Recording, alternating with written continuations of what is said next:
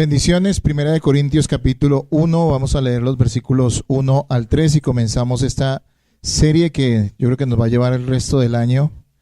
Primera de Corintios, la serie en Primera de Corintios.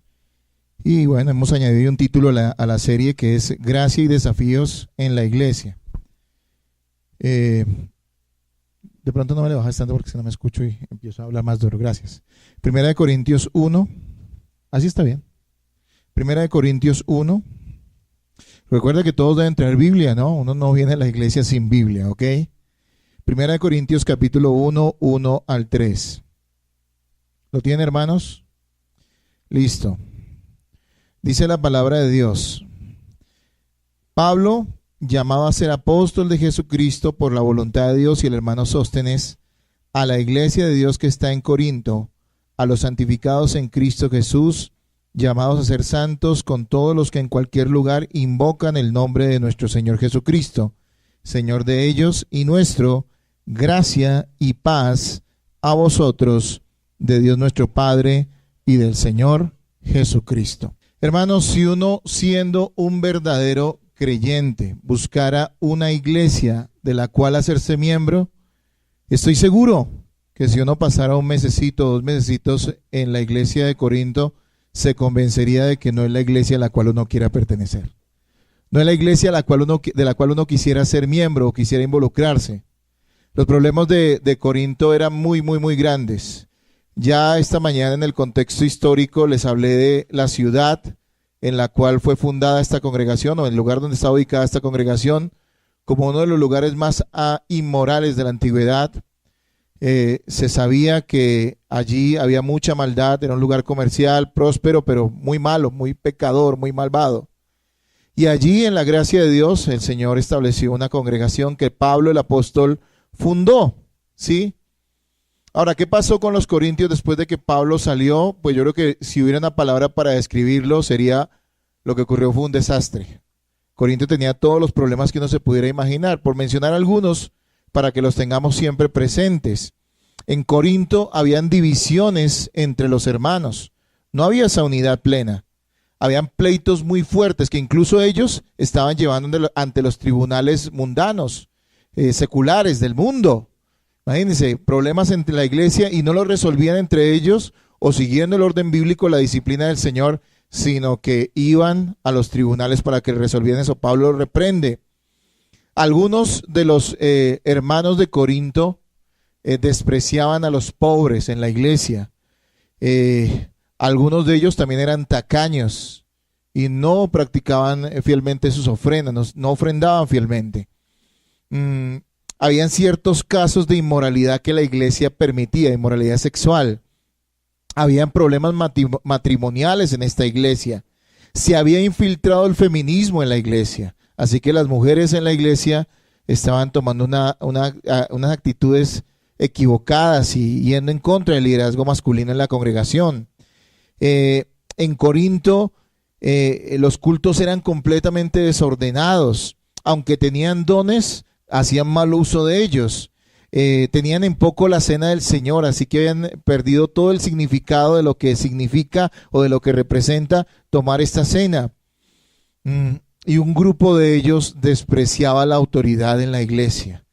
Eso para citar algunos de los problemas que a lo largo de estos meses, cuando vayamos exponiendo cada uno de los capítulos, nos iremos dando cuenta en detalle cada una de estas cosas, pero aún veremos más problemas en la iglesia de Corinto. O sea, como lo dije anteriormente, no es el lugar en donde uno quisiera hacerse miembro.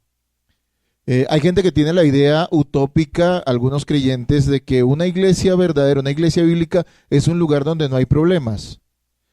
Por lo regular, las personas que piensan de esa forma son gente muy egoísta, que cree que la iglesia es un lugar que sirve a sus intereses y donde se debe sentir bien esa persona, donde todo el mundo haga lo que le parece y actúe de la forma que él cree que es consecuente con su modo de pensar del cristianismo.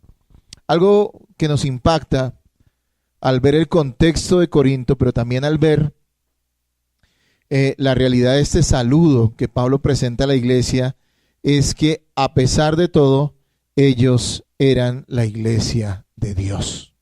Eso es lo que nos impacta. Y en eso quiero enfocar la enseñanza del día de hoy. Y el título, para los que se interesan y anotan, es "A pesar de todo, eran la iglesia de Dios". Primera de Corintios capítulo 1, versículo 1 al 3. A pesar de todo esto que entendemos y que vemos cuando estudiamos la epístola a los Corintios, a pesar de todo eso, Pablo no los condena, sino que confía en que ellos serán corregidos y santificados por el Señor, y eso lo manifiesta plenamente en su saludo inicial. Allí lo podemos ver. No es que Pablo esté aprobando lo que ellos hacen mal o que minimice la responsabilidad que ellos tienen delante de Dios. No que él acepte lo que ellos están haciendo, y ni siquiera Pablo está diciendo que todos allí sean salvos, pero él tiene mucho cuidado de tratar a esta iglesia con dignidad. Hoy en día somos a veces muy ligeros, y de hecho incluso yo acepto que he cometido ese pecado al condenar a algunas personas. Nos parece que si no cumple ciertos requisitos muy elevados y su conducta no es completamente angelical, conducta que a veces ni siquiera demandamos de nosotros mismos, no es un verdadero cristiano. Es cierto que deben haber frutos en la vida de un verdadero cristiano, eso es evidente, tiene que haberlos, pero la epístola a los Corintios nos va a enseñar de que una persona puede ser creyente y que una iglesia puede ser de Dios a pesar de todos los problemas, las dificultades, las debilidades y los pecados que esa persona pueda llegar a cometer. Hermanos, vamos a ver en este saludo, en estos primeros 3 versículos, la fidelidad de Dios. Es lo que yo veo allí, la fidelidad de Dios. Siendo Pablo inspirado, lo que está manifestando allí es el corazón de Dios para la iglesia de Corinto. Así que Dios es fiel aún con las iglesias problemáticas. Dios es fiel, y a pesar de todo, incluso de ellos mismos, Él los ha salvado en el caso de los Corintios y de toda iglesia del Señor. A pesar de nosotros mismos, Él nos ha salvado y nos santificará. Las salutaciones bíblicas, hermanos, los saludos bíblicos tienen un propósito y contienen un mensaje inspirado por Dios. No están puestos allí a la ligera. Y yo en mi estudio he podido reconocer 3 componentes que están allí presentes en ese saludo. Recuerden que Pablo tiene en mente transmitir más adelante una serie de correcciones e instrucciones que van a ser claras y en ocasiones fuertes a los corintios para que corrijan toda esta cantidad de pecado que hay en su vida y en su iglesia y en su comunidad. Pero antes que nada, él quiere recordarles quiénes son ellos, ¿sí? Recuerden que un hijo de Dios puede cometer ciertos pecados y aún así conservar la dignidad de la gracia que ha recibido en Cristo. Yo veo 3 cosas allí. Primero que todo, lo que Pablo hace es recordarle quién es él y con qué autoridad les habla, ¿sí? Él está hablando de parte de Dios. Por tanto, ellos debían tomar su enseñanza muy en serio, ¿sí? Segundo, también veo que Pablo les recuerda quiénes son ellos y a qué han sido llamados y por quién han sido llamados. Ellos son la iglesia de Cristo, la iglesia de Dios santa y santificada. No son pecadores religiosos. Y también en este saludo veo que Pablo les recuerda las bendiciones que ellos poseen, que Dios les ha dado, Dios el Padre les ha dado y que han recibido por medio de Jesucristo. Y esas 2 cosas se sintetizan en un saludo muy especial que Pablo siempre usaba hacia los cristianos, y es gracia y paz. Entonces veamos esos 3 componentes hoy. Recuerde que el título de la enseñanza es "A pesar de todo, eran la iglesia de Dios". Recordemos que la iglesia de Corinto tenía múltiples problemas y pecados que ellos no estaban solucionando o tratando de la manera adecuada, de la manera que honra a Dios. Por eso Pablo les escribe. Y veamos que la gracia de Dios para los corintios y la fidelidad de Dios para los corintios se manifiesta primero que todo en que a pesar de todo, Él los sigue corrigiendo. Lean nuevamente el versículo 1, hermanos. Leanlo ustedes. Bien, Pablo se presenta como apóstol. ¿Qué es un apóstol? Un enviado, un comisionado por Dios. Básicamente eso es lo que quiere decir la palabra apóstol. Y él se presenta como apóstol para dejar clara la autoridad con la cual les estaba hablando. Entiéndame, cuando los escritores bíblicos inspirados por el Espíritu Santo hablan, ellos no están opinando, Ellos están afirmando una realidad que Dios les ha dado para transmitir. Así que cuando Pablo les dice yo soy apóstol, recuérdenlo, no estaba él simplemente queriendo como exaltar pues su posición, ¿no es cierto? A veces uno escucha de conferencias evangélicas, por poner un ejemplo, donde dice va a ir el doctor, yo no sé qué, no sé en qué momento ya es doctor, pero el doctor no sé qué, y se graduó de yo no sé qué seminario y de este otro seminario, hizo el curso en yo no sé qué. Y una vez fui a una conferencia así, duraban como 5 minutos haciendo un video presentando al predicador y después no salía con nada, pero bueno. 5 minutos hablando de todos sus títulos, ¿no es cierto? Y de sus grados teológicos y no sé qué cosas, ¿sí? Pablo no estaba haciendo eso. Pablo estaba diciéndole, recuerden hermanos, en otras palabras, lo que él está diciendo es, recuerden hermanos, que yo les estoy hablando de parte de Dios. Que lo que les voy a decir en esta carta no es cualquier cosa que a mí se me ocurrió, sino que es Dios mismo hablando a través de mí. Y Pablo dice que él es apóstol de Jesucristo por la voluntad de Dios. Qué importante saber de qué se trata el ministerio del apóstol, ¿sí? Hoy en día muchas personas se dicen ser apóstoles y eso es algo grosero. Yo no tengo otra palabra para describirlo. Es algo grosero, es algo abusivo que alguien se quiera decir hoy en día que es un apóstol. Los apóstoles fueron comisionados, enviados e investidos de una forma especial por el poder de Dios para trabajar en el establecimiento y la formación de la iglesia.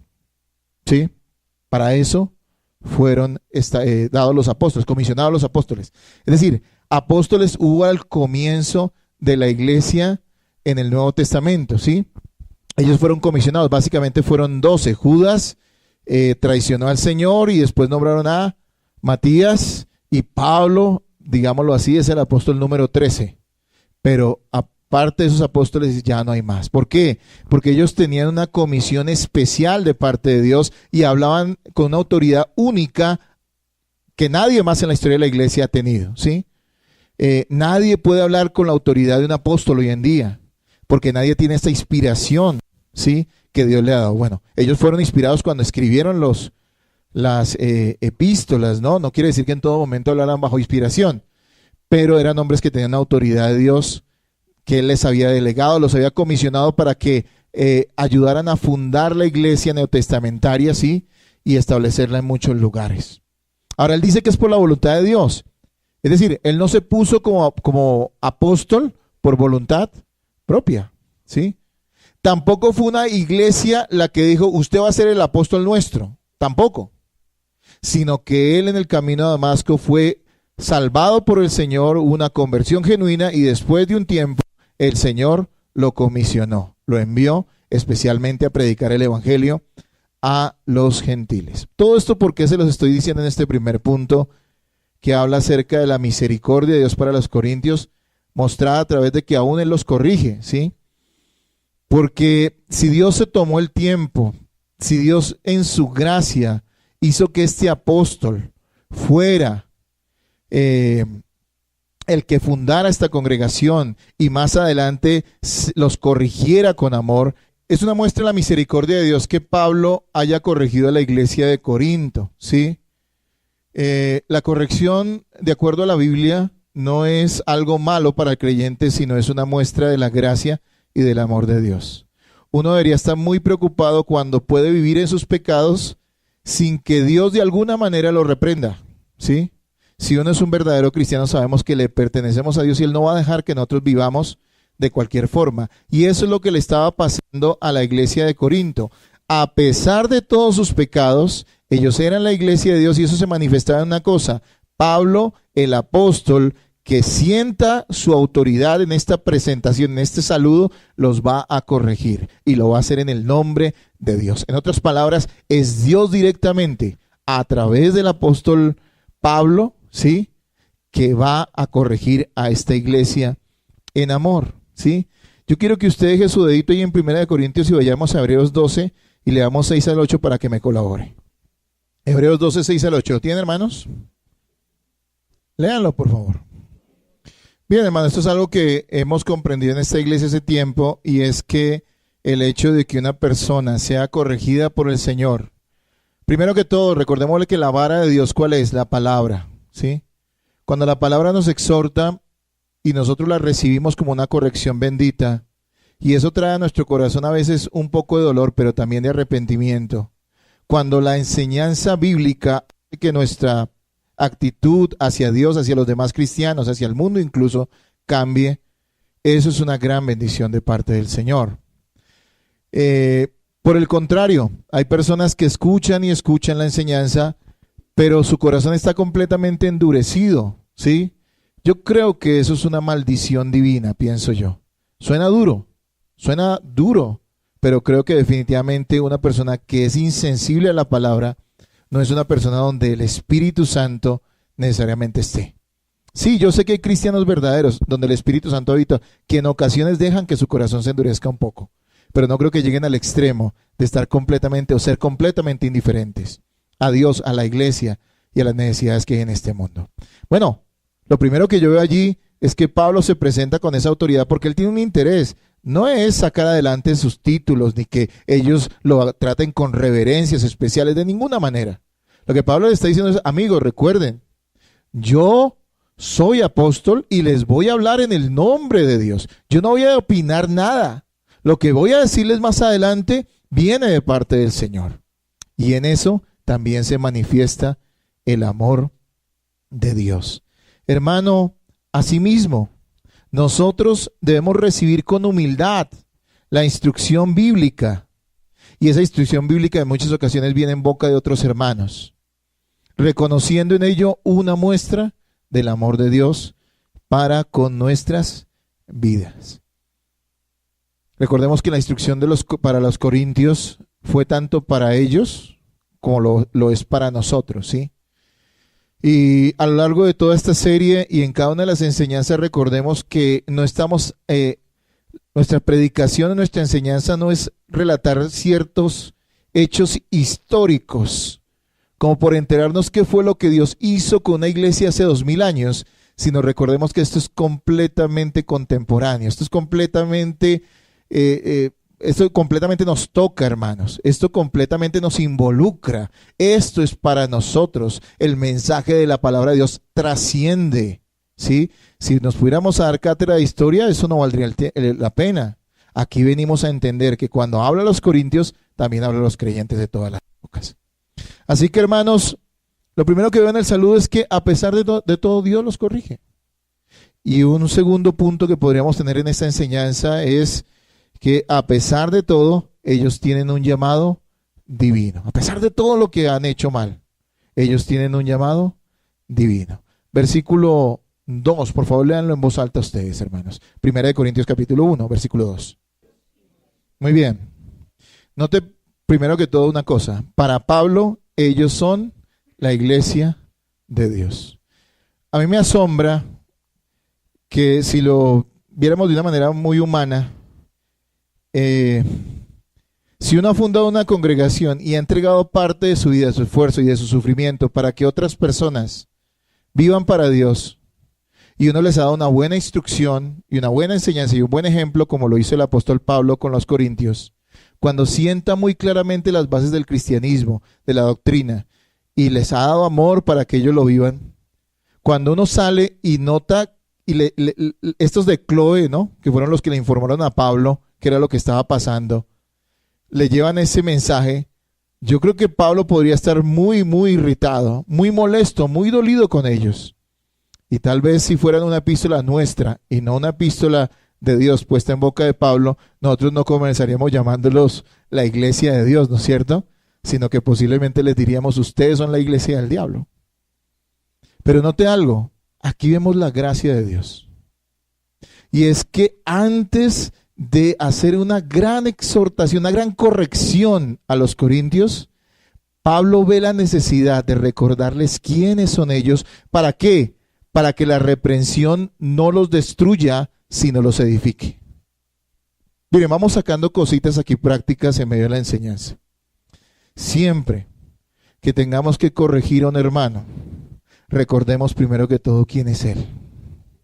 Que no vamos a hablar con un incrédulo o con un hijo del diablo, sino que vamos a hablar con una persona que Dios ha salvado y que es un hijo de Él. Dios nos libre de ir a tratar mal el hijo de un poderoso hombre de este mundo, no sé, el presidente o cualquier persona, porque seguramente tendríamos consecuencias. Pero tratar mal a un hijo de Dios es algo aterrador. Claro, algunos están acostumbrados a eso y a menospreciar a los hijos de Dios. Eso lo esperaría de los incrédulos, aún de los incrédulos en medio de la iglesia. Pero creo que nosotros debemos tener temor de saber que sí tenemos la responsabilidad de corregir a los santos de Dios, pero tenemos que saberlo hacer.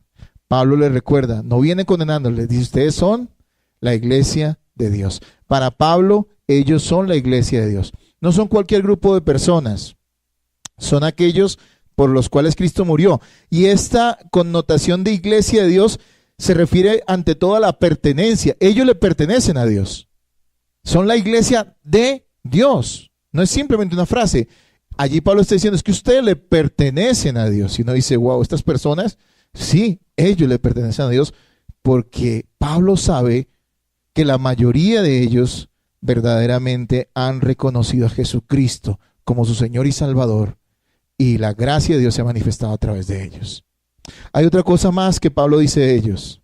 Para Pablo, ellos son personas que fueron santificadas y son llamadas a ser santas. ¿Sí? Ahí está, versículo 2 nuevamente dice, a la iglesia de Dios que está en Corinto, a los santificados en Cristo Jesús, llamados a ser santos, con todos los que en cualquier lugar invocan el nombre de nuestro Señor Jesucristo. Uno diría, Pablo sarcástico, ¿cómo va a decir que estas personas son santas? Eso podría ser una apreciación ligera, ¿no es cierto? Pero recuerden que Pablo está primero que todo con una convicción y bajo la inspiración divina, recordándole a estas personas que están haciendo cosas malas, que ellos deben entender que han sido santificados en Cristo y que tienen un llamado en la vida, un propósito en su existencia, que es llegar a ser, ¿qué? Santos, hermanos. Eso era importante que lo entendieran ellos y que lo entendiéramos nosotros. Si uno se cree un caso perdido, si uno sabe que definitivamente no es nada en Cristo, pues ¿qué nos va a motivar a ser diferentes y a vivir de una forma apartada para Dios? Es el comprender ante todo, y por eso le recordamos siempre a los hermanos que luchan con el pecado, que recuerden ante todo la gracia de Jesucristo. Si comprendemos que somos del Señor, que verdaderamente le pertenecemos a Él, que somos parte de su iglesia, entonces tendremos la motivación suficiente, bajo obviamente la gracia y el poder del Espíritu Santo, para que nuestra vida cambie y sea transformada y se someta a la voluntad de Dios. Amados hermanos, para Pablo ellos son la iglesia de Dios y son personas que han sido santificadas, es decir, salvadas por Cristo, y tienen un llamado, un propósito a ser santas, ¿sí? ¿Qué quiere decir santo? Santo quiere decir apartado para Dios. Alguien que fue separado del mundo, ¿sí?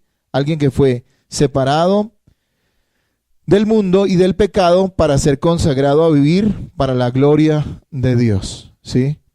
Una persona que es santa ante los ojos de Dios no es alguien que haga obras santas o que tenga una vida especial o que tenga una consagración supremamente especial para Dios. Inicialmente ese no es el concepto que maneja aquí la Biblia de santidad, ¿sí?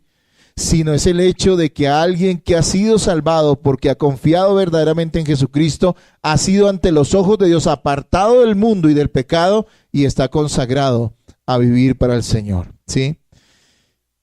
También tenemos que entender que, y aquí hay una verdad que algunos ya entienden y comprenden, pero quiero recordarla siempre, que hay una verdad en cuanto a la santidad posicional y otra en cuanto a la santidad práctica, ¿sí?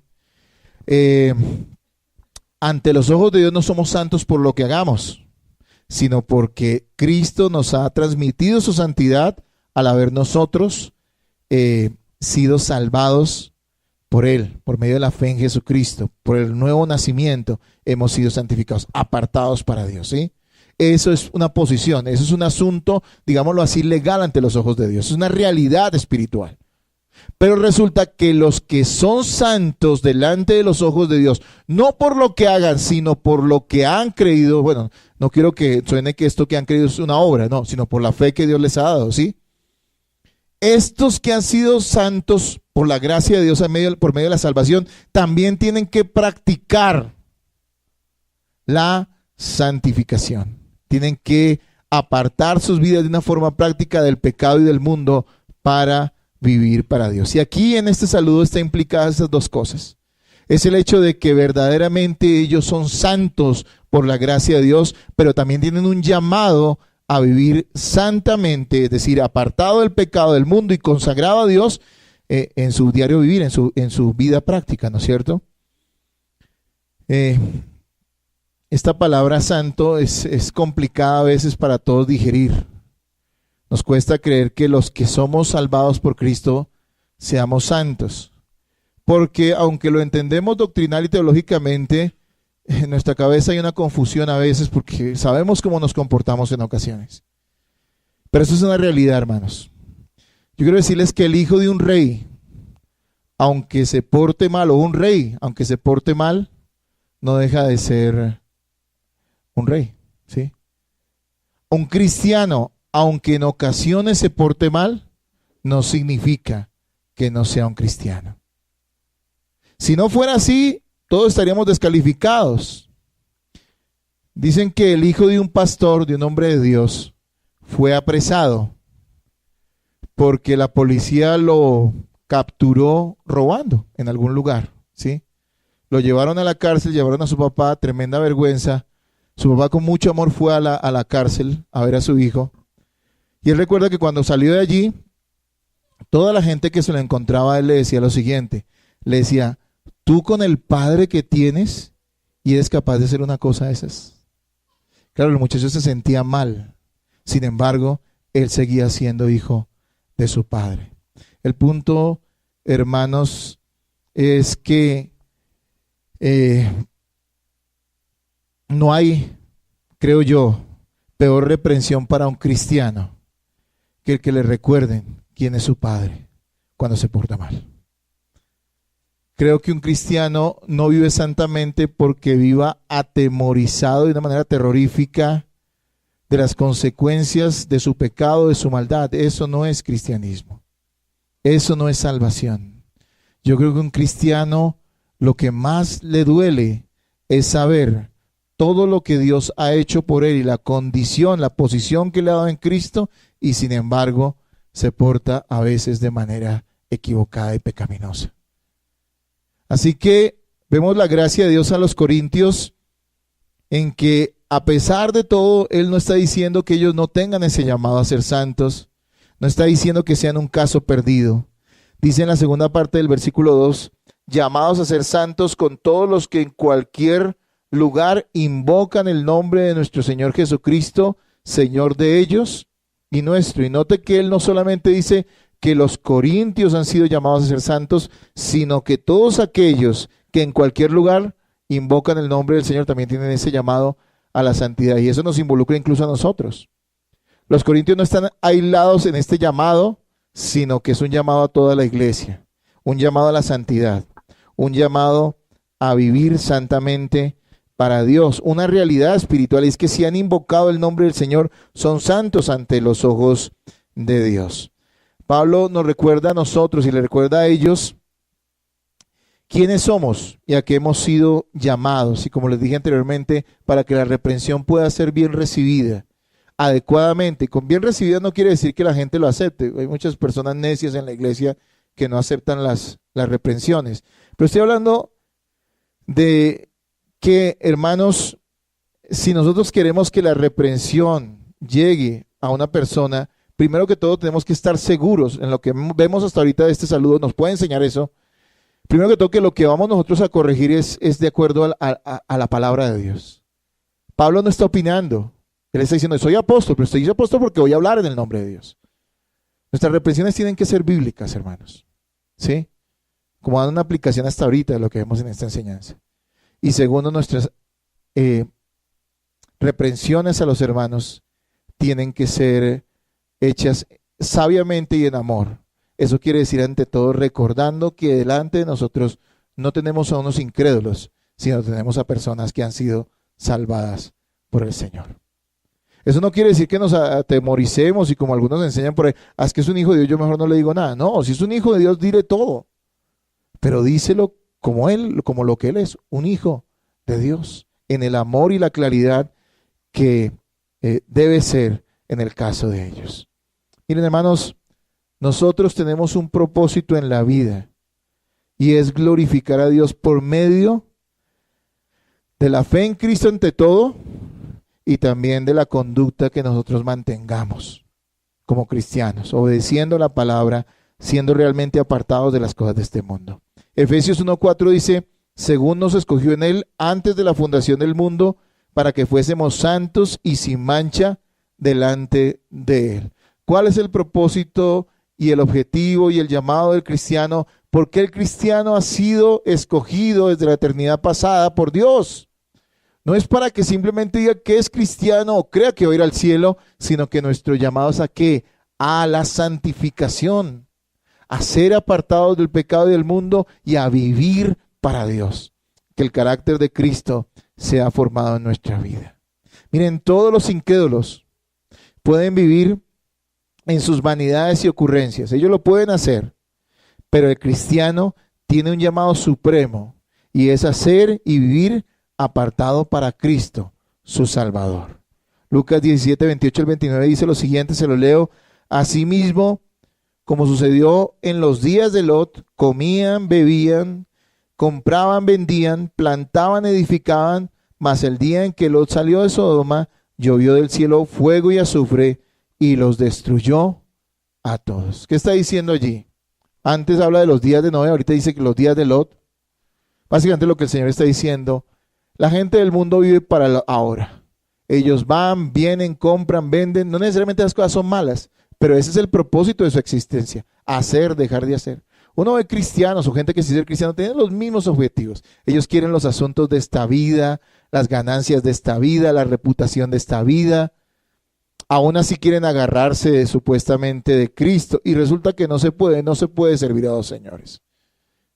Pablo está recordándoles algo a ellos y a nosotros. Somos llamados a ser santos, no hay otra cosa. Yo no sé si usted tenga dinero o no lo tenga. Ojalá tenga suficiente para vivir bien. Es mi deseo.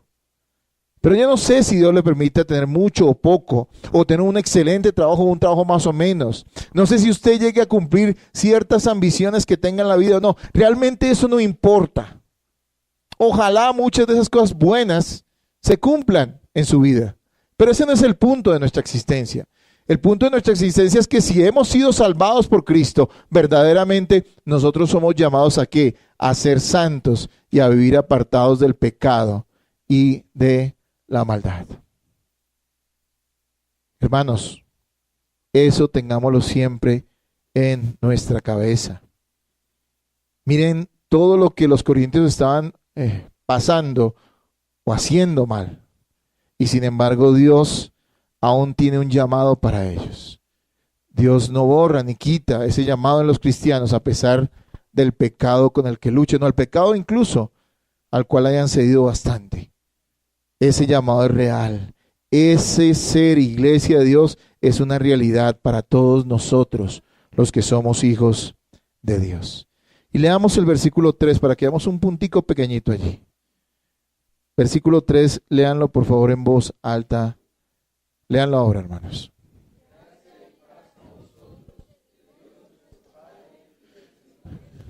Miren, hasta ahora lo que hemos visto, primero que todo, la iglesia de Corinto, siendo una iglesia con graves problemas morales, doctrinales y en su conducta en muchos aspectos, a pesar de todo eso, Dios bendice a estos hermanos a través de la corrección que el apóstol Pablo les daría a través de esta y la segunda epístola también. Y bueno, también sabemos históricamente que hubo otras epístolas más que no aparecen dentro del canon bíblico, que están perdidas, digámoslo de esa manera, ¿sí? Estas son las inspiradas, las que Dios quiso que las tuviéramos nosotros, ¿sí? Dios en su misericordia, a pesar de todo lo que ellos han hecho, no los ha desechado. los corrige aún. Y eso es una muestra grande del amor de Dios. Teme el día en que no seas corregido por el Señor y puedas vivir tranquilo en tus pecados y en tus maldades, siendo un religioso evangélico, siendo un religioso reformado, también los hay. Teme eso. Pero Dios reprende a aquellos que ama, eso nos dice la palabra. Y aquí en este saludo Pablo está diciendo, mostrando su autoridad, ¿para qué? Para que ellos entiendan que Dios les va a corregir y eso es una muestra de su amor. Por otro lado, a pesar de todo, ellos tienen un llamado divino. Y ese llamado divino es hacer, y son, porque son, no que van a ser, sino que son la iglesia de Dios. A pesar de todo, son la iglesia de Dios. Y también, a pesar de todo, ellos tienen un llamado, a pesar de sus pecados, todavía tienen un llamado ¿qué? A la santidad y a la santificación. Amados hermanos, también veamos en este tercer punto, muy corto, que a pesar de todo también son bendecidos en Cristo. A pesar de lo que Corinto está viviendo, ellos son muy bendecidos en Cristo. Este saludo de gracia y paz es exclusivo para los cristianos. Pablo sabe que todavía ellos pueden identificarse con estas dos cosas. Aún Dios sigue siendo su Padre y la fuente de gracia para ellos. Cuando dice gracia y paz, no es algo que se le diga a cualquier persona. Decían, alguna vez escuché en alguna clase, en un seminario, que en la iglesia primitiva, en algunas iglesias de ellas, se cuidaba mucho de llamar a cualquier persona hermana, ¿no? A veces nosotros folclóricamente, si una persona lleva bien tiempo viniendo a la iglesia, le decimos hermano, pero no deberíamos hacerlo, porque si esa persona no es salvada, no es nuestra hermana en Cristo. Ahora, sabemos que es difícil a veces determinar, ¿no? Ellos se cuidaban de eso. Pablo no saluda, no dice cualquier cosa por decirla. No. Cuando él dice gracia y paz y es un saludo habitual de él, se está refiriendo a ¿qué? A creyentes. Él no está afirmando algo como un deseo simplemente, sino está expresando sobre ellos una bendición que poseen, y es el hecho de que la gracia, el favor inmerecido de Dios está con ellos, y que la paz es la consecuencia de que esa gracia está en su vida. La paz es con Dios. La paz a la que se refiere la tranquilidad que produce el estar a cuentas con Dios. Esa armonía en nuestra relación con el Señor, por medio de la sangre de Jesús. Entonces veamos tres cosas acá. Primero que todo, la iglesia de Corinto. Tremendos problemas, pecados, desórdenes. No es el tipo de iglesia de la cual quisiéramos ser miembros, pero es una iglesia de Dios. Es la iglesia de Dios. Es la iglesia de Dios. Ahora bien, a pesar de su pecado, Dios aún les corrige y les muestra su amor a través de ello. A pesar de su pecado, todavía tienen un llamado divino que deben cumplir. El pecado ha dañado la iglesia de Corinto, pero no la puede destruir porque ellos son hijos de Dios. Y a pesar de todo, ellos deben entender que todavía la bendición de Dios está con ellos. Bueno, ¿cómo podemos aplicar esto a nuestro contexto, a nuestra vida, a nuestra iglesia, hermanos? Primero que todo, recordar a todos los que están acá que la bondad de Dios, o la bondad que Dios da a los pecadores, como se la está dando a los corintios, esa paciencia tremenda, esa misericordia que el Señor les muestra a ellos, ese amor que Él manifiesta, ¿sí? Ese amor que Él les manifiesta. No es producto de la bondad propia de ellos o porque Dios viera en ellos algún tipo de potencial, no. Es producto de la gracia de Dios en Cristo Jesús. Sin Cristo, los corintios simplemente serían unos condenados más. Pero note, aunque tal vez en algunos aspectos, algunas de sus conductas no se diferenciaran con la cultura de su época, ellos no eran igual a los del mundo, eran la iglesia de Dios. Y eso lo obtuvo Cristo por medio de su sacrificio. Y solo Cristo por medio de su sacrificio. La pregunta hoy que cada quien debe hacerse, especialmente aquellas personas que tengan dudas sobre esto, es si verdaderamente tú eres beneficiario de la gracia y de la misericordia de Dios porque has confiado plenamente en Jesús. Verdaderamente has confiado en Jesús. Primero que todo hay que decir eso. Esto no se le puede aplicar a cualquier persona. Usted no puede salir y decirle a alguien que, mire, los corintios pecaban, pero Dios tenía misericordia de ellos. Eso quiere decir que Dios sabe que uno peca, pero Él tiene paciencia. Usted no puede decir una burrada de esos. Usted no puede decir una brutalidad de esas. Porque aquí estamos hablando de gente que verdaderamente ha sido salvada por Dios. Y aunque Pablo trata a todos con dignidad, y sabemos que Pablo, lo vamos a ver en la epístola, no está diciendo que todos allí sean cristianos, seguramente habían incrédulos y gente perdida en medio de la congregación, él asume que la mayoría son verdaderamente hijos de Dios.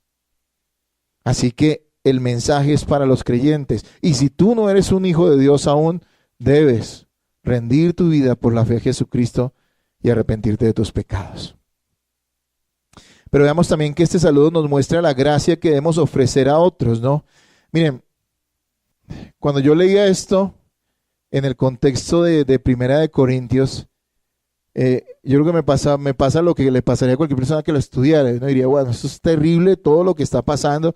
Imagínense, llega y dice incluso cosas como el hecho de que algunos en la Santa Cena, claro, hay que entender que ellos también tomaron su propia versión de la Santa Cena y no era un momento como de recogimiento, como lo tratamos de hacer nosotros, sino que hacían cenas y comidas e incluso algunos se embriagaban.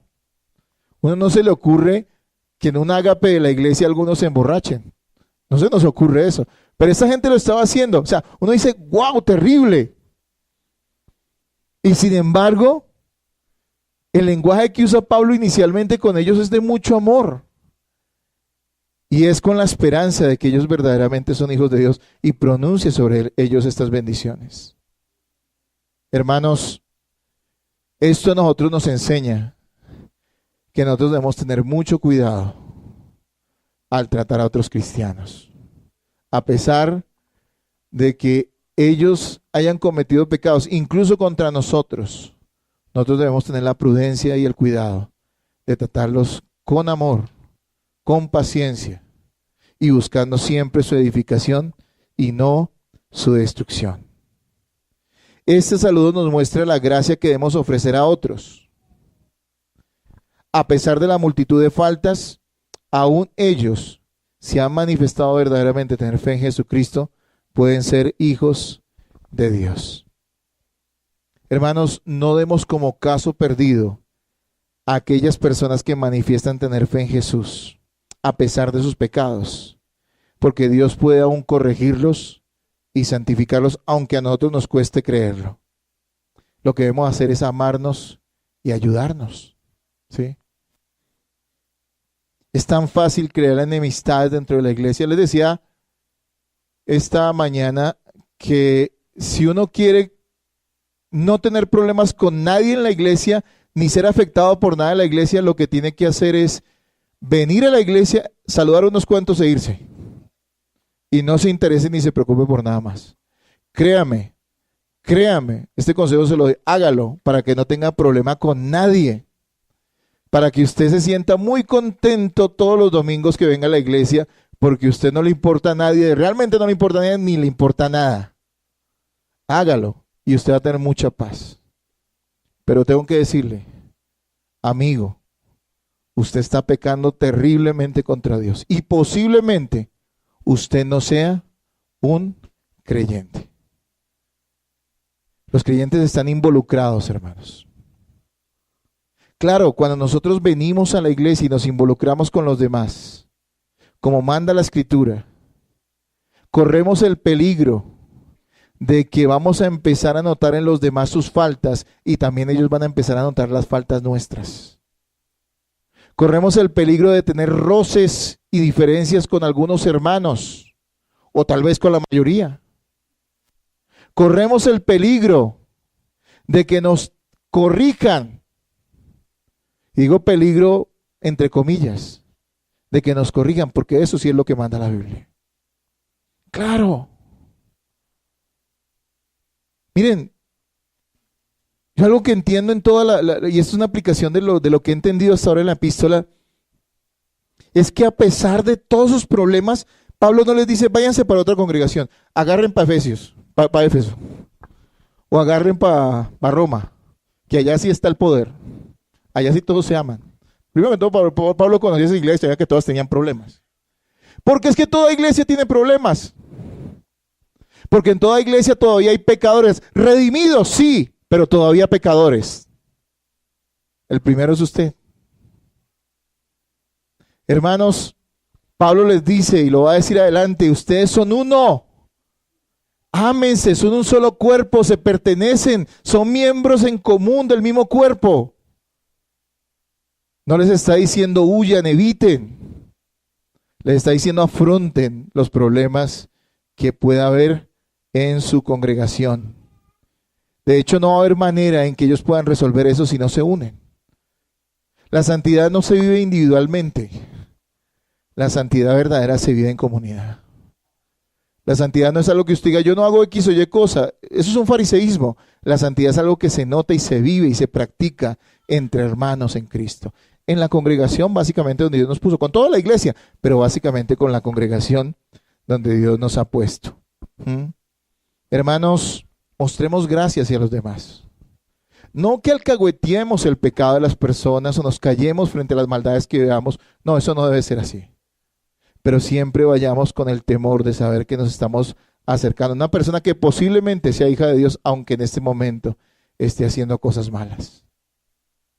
También creo que sería bueno que aplicáramos esto a nuestra propia vida, porque en ocasiones somos bastante buenos para condenarnos.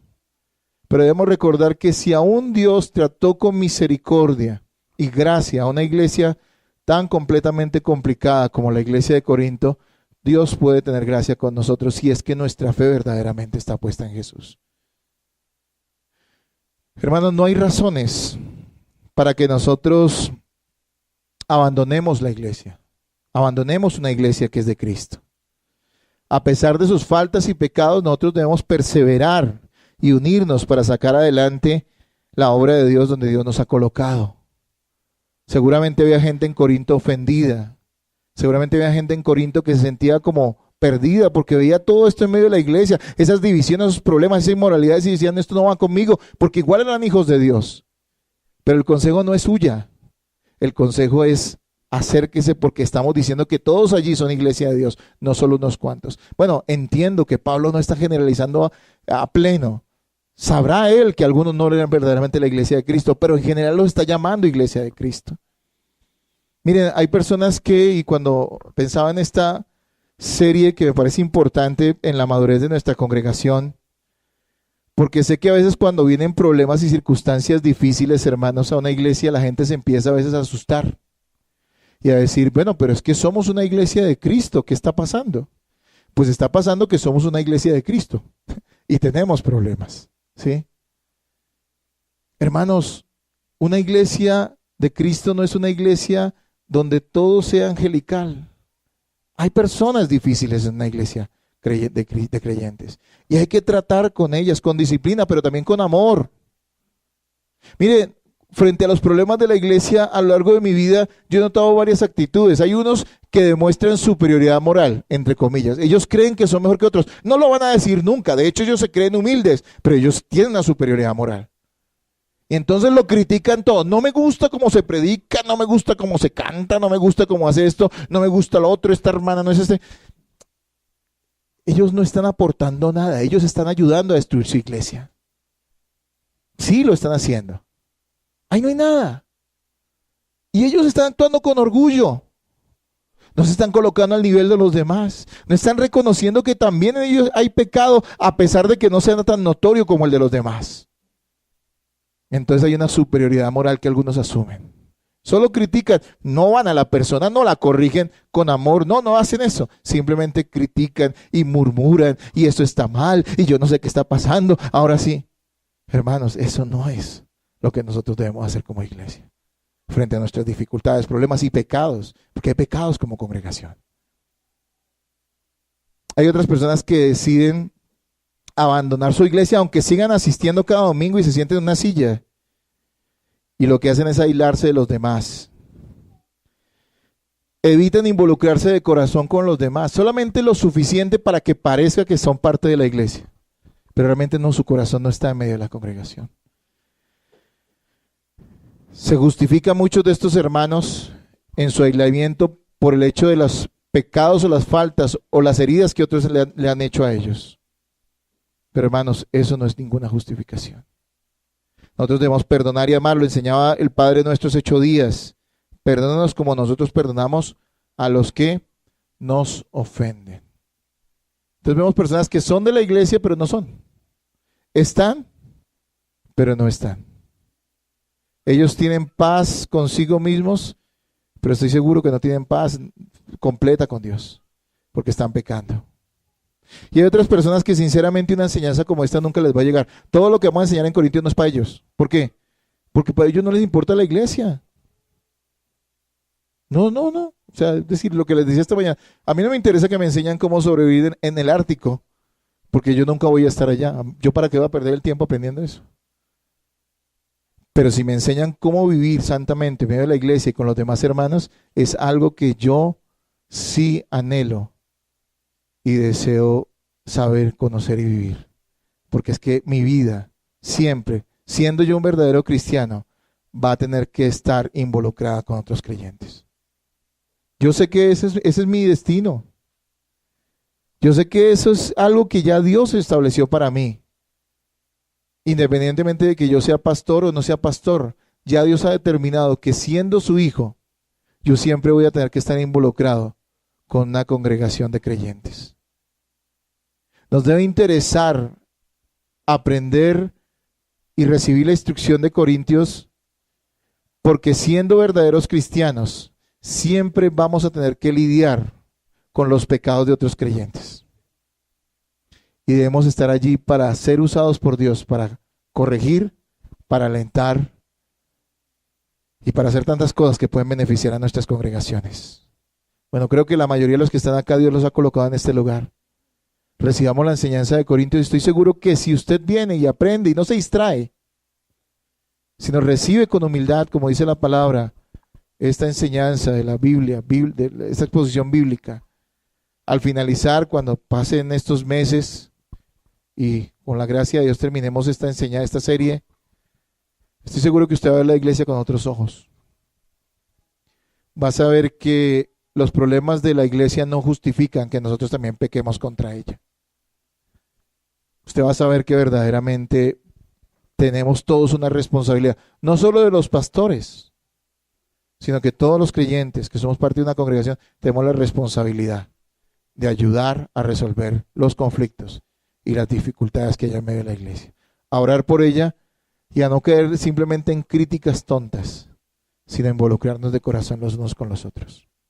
Ese ha sido el anhelo de esta congregación. Sepan algo, esta iglesia no fue fundada para que usted simplemente venga y se vaya. Todos deben saber acá, especialmente los miembros deben tener eso claro, porque eso se les ha dejado claro siempre, que si usted es parte de esta iglesia, queremos ajustarnos al modelo bíblico y queremos estar involucrados los unos con los otros. Necesitamos hacerlo porque si no, no vamos a crecer en santificación, porque si no, nunca vamos a madurar, nunca vamos a madurar. Uno no madura evitando los problemas, uno madura enfrentando los problemas. Así debe ser, hermanos. Y así también lo podemos notar en la enseñanza de 1 Corintios.